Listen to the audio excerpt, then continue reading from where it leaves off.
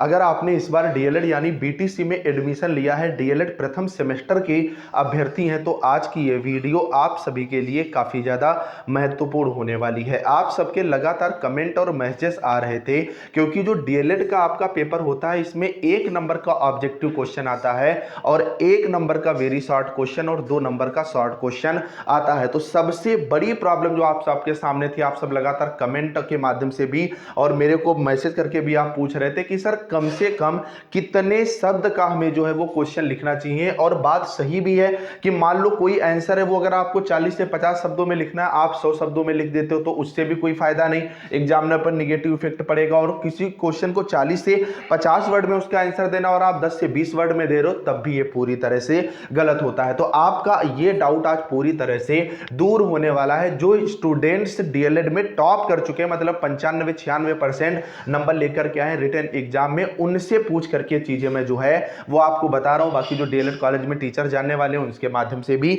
बात हुई है। तो ये वीडियो आपके लिए काफी ज्यादा महत्वपूर्ण है, तो लास्ट तक जरूर देखिएगा।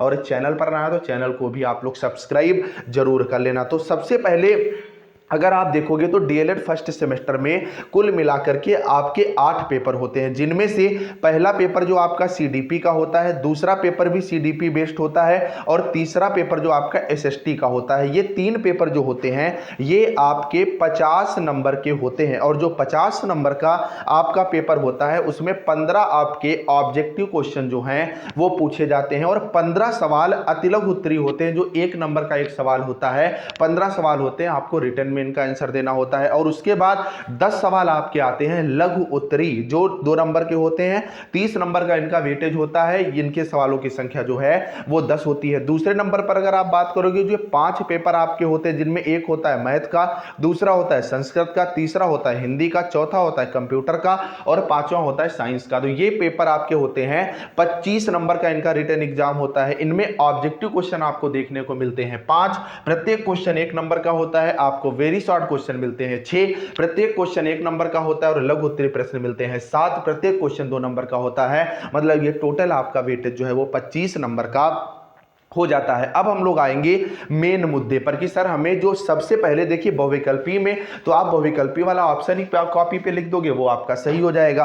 बात सबसे पहले आती है कि सर अति लघु उत्तरीय प्रश्न हमें कितने जो है शब्दों में लिखना होगा। तो अति लघु उत्तरीय जो प्रश्न आपका है तो मैक्सिमम शब्द आपके 30 हो जाते हैं, ठीक है। मैक्सिमम शब्द कितने हो जाते हैं? 30 हो जाते हैं। लेकिन इनमें भी मैक्सिमम मैंने आपको बताया है, अब मिनिमम कितने हो सकते हैं। जैसे कंप्यूटर में उसने पूछ ली रैम की फुल फॉर्म क्या होगी, तो रैंडम एक्सेस मेमोरी। अब इसमें आप क्या बढ़ा करके लिख दोगे।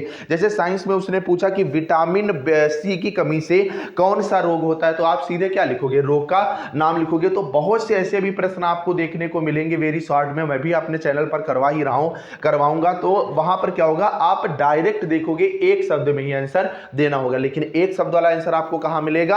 अति लघु उत्तरीय में। तो अति लघु उत्तरीय में अधिकतम शब्द सीमा मैंने आपको बताई है कितनी है? 30 शब्द से अधिक में आपको आंसर नहीं लिखना होगा। और अगर लिखोगे तो भैया इसका निगेटिव इफेक्ट भी एग्जामिनर पर पड़ता है। अब बात आती है लघु उत्तरीय प्रश्नों की। तो लघु उत्तरीय प्रश्न थोड़े से आपको लेंथी देखने को मिलते हैं। इवन जो टॉपर से मैंने बात करी तो उन्होंने स्पष्ट रूप से बताया है, और मैं उनकी रिकॉर्डिंग भी कोशिश करूंगा, टेलीग्राम पे डाल दूंगा किसी दिन बात करके, कि उन्होंने कहा है कि सर मैं एक पेज पर, मतलब एक जो आपका पेज होता है, कॉपी होती है, उस पर 2 मैं शॉर्ट क्वेश्चन लिख लेता था। मतलब जो 2-2 नंबर के सवाल हैं वो एक पेज पर कितने आ जाते थे? 2 आ जाते थे। तो उनसे जो मैंने बात करी तो उन्होंने बताया है कि 60 से 70 शब्द जो हैं वो सफिशिएंट रहते हैं। और इनमें आपका जो क्वेश्चन है वो 50 वर्ड से तो नगम का नहीं ही होना चाहिए, मिनिमम 50 वर्ड। 50 वर्ड कोई बहुत ज्यादा नहीं हुए, जा करके कुल मिला करके 6-7 लाइन में आपके आ जाएंगे। और मैक्सिमम वर्ड कितने होने चाहिए? 70 होने चाहिए। इससे बड़ा आपको आंसर लिखने की जो है वो कोई भी आवश्यकता नहीं है। तो जो ये अपडेट थी ये मैंने आप तक पहुंचाई है।